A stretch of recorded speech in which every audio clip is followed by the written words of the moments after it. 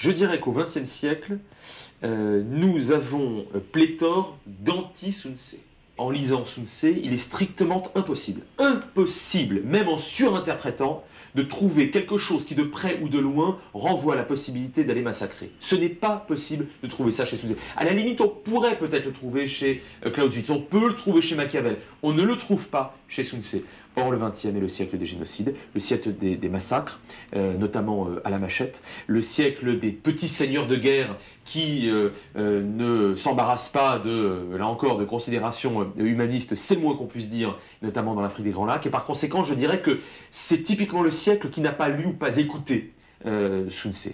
Et on pourrait évidemment revenir sur le nazisme qui a consisté en une espèce de fuite en avant permanente et en une folie criminelle qui se passait des aspects les plus pragmatiques. Il ne s'agissait pas de faire la guerre parce qu'on avait un objectif politique plus ou moins rationnel, mais il s'agissait avant tout de faire passer de l'idéologie, et en particulier une idéologie exterminatrice.